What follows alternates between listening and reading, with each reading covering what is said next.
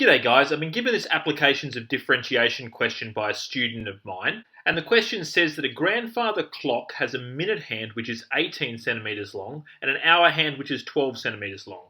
We have to determine the rate at which the distance between the two tips of the hands are changing at 9 o'clock, and they've said they want it in centimetres per minute. Now this is a classic example of a related rates question. Now you might say, Harold, how do you know this? Well, to start with, guys, the question gives us the measurements of the two hands and the time of day which we're asked to determine what the rate of change of distance between them is. So what I'm going to do is I'm going to start by denoting the distance between the tips of both hands as x. And the question is asking us for the rate of change of x in terms of time. So, in other words, dx dt. Now, hopefully, guys, you can see that I have no real way of establishing or creating a function which relates x to time straight away. So the question is asking us for this, but I have no real way of figuring that out off the top. What I can do to start with is relate x to some angle that is being created between the two hands. Let's just call that theta for a second. So instead of relating the distance between the two hands to time, I'm going to begin by relating the distance between the two hands to the angle which subtends the two hands.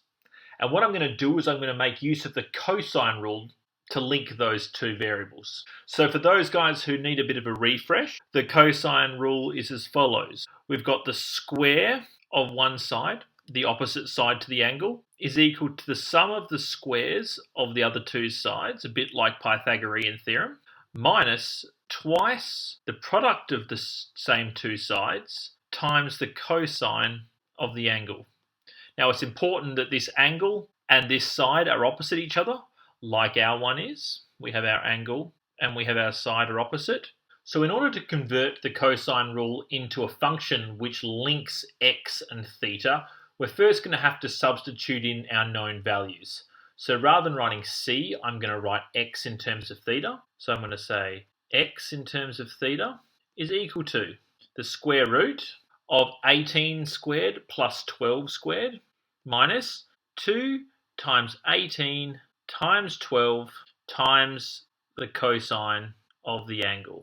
And if we simplify this, 18 squared plus 12 squared is going to be 468, and 2 times 18 times 12 is going to be 432. We could also further simplify this by taking out a common factor underneath that surd, which could be written like this or like this. So from here I'm going to take the derivative of x with respect to theta, but before I do that, I'm just going to rewrite this function here so it just makes it easier to differentiate. So I'm just going to write x in terms of theta is equal to 6 times 13 minus 12 cosine theta to the 1/2. Now that's going to make our lives a little bit easier when we do our differential. Okay, doing the derivative here. So we're going to go dx d theta. Now of this, what I'm going to do, it involves what's called the chain rule. I'm going to take the power and multiply it by the coefficient. So I have 6 over 2 times, I leave what's inside the brackets as it is, 13 minus 12 cosine theta. I take away 1 from the power, and then I'm going to multiply it by the derivative of the function inside the brackets, which is going to be 12 sine theta. So this derivative can be simplified to 36 sine theta over the square root of 13 minus 12 cosine theta. So now we have the rate of change of the distance between the two hands with respect to the rate of change of the angle which subtends them. So now we have this derivative, guys. Let's try and figure out what else we have to know before we can compute this final rate of change of x with respect to t. So let's put in the derivative that we have. We have the rate of change of x with respect to theta. Now what we're going to do is we're going to apply the chain rule and multiply this rate of change by another rate of change to get this final output of dx dt. So what I need is I need a derivative that is not only going to cancel out my d theta, but it's going to add a dt. So what you guys will hopefully be able to see intuitively is I'm going to have to multiply this by d theta dt. The thetas will cancel out and we'll be left with just dx dt. So this d theta dt measures the rate of change of the angle between the two hands on the clock with respect to the change in time. So what complicates this scenario is that both hands are moving around the clock at different rates. We've got the minute hand, which moves around a full revolution every hour, and we have the hour hand, which moves 1/12 of a revolution every hour. Just a quick side note, guys, we can see that our final answer with respect to time has got to be in minutes. So when we're going forward, we're going to need to make sure both of these rates of each of the hands are with respect to minutes rather than hours. So when we look at a sped up version of the above situation, we find that although the distance between the tips of the hands, which is denoted by the red line, is constantly changing, the rate at which the angle subtended by the two hands changes is constant.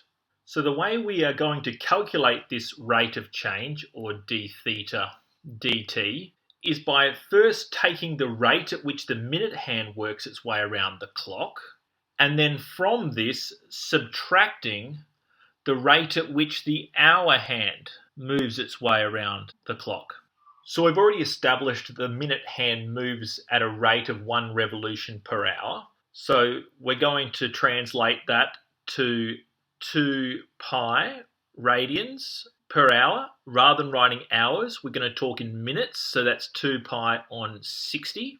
And the hour hand moves at a rate of a 1/12 of a revolution per hour. So that's going to be 2 pi on 12 every 60 minutes.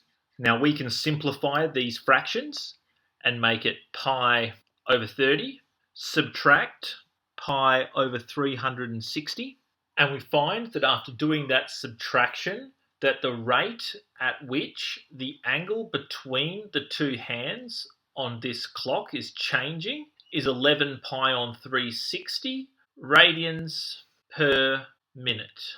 So now, guys, I have my dx d theta and I have my d theta dt. So all we have to do now, guys, is put them together to find the final rate of change. Okay, guys, so from the beginning, we're looking for dx dt. Now we've established that this is going to be equal to dx d theta. Now this has to be evaluated when theta is equal to 1/4 of a revolution, or pi over 2 radians. Now how do I know that? Well, at 9 o'clock, guys, this theta is 90 degrees. So we have to evaluate the rate of change of x with respect to theta when we're at 9 o'clock. So that's when theta is equal to pi over 2. And we're going to be multiplying this by d theta dt, which is a constant rate of change. So again, dx dt is equal to dx d theta evaluated when theta is equal to pi over 2. So this function here evaluated when theta is pi over 2 multiplied by the constant rate of change of the angle with respect to time, which we've just recently calculated to be 11 pi over 360. Great. So from here, guys, I'm going to evaluate this rational function where I have 36 times the sine of pi over 2. The sine of pi over 2 is equal to 1, so 36 times 1 is simply 36. And I have the square root of 13 minus 12 times the cosine of pi over 2. Now the cosine of pi over 2 is 0. So 13 minus 12 times 0 is just 13. So I have 36 divided by the square root of 13 times by 11 pi over 360. Now, I can simplify this product by taking common factors, and I'm left with dx dt is equal to 11 pi over 10 times the square root of 13, which, if we put that into our calculator, we find is approximately equal to 0.9585 centimeters per minute. So thanks for staying with me to the end of the video, guys. If it did help, drop a like on it. Consider subscribing to my channel. I'm going to try and put out more videos as often as humanly possible. And if you have any ideas for any future videos you'd like to see me do, please drop them in the comments section below. I'm always up for a new challenge. So until the next time we see each other, guys, please keep enjoying your maths. Keep banging your head against the wall with regards to these problems. If you keep doing it over and over and over again, eventually the wall will fall down. So on that note, I look forward to hearing from you guys soon.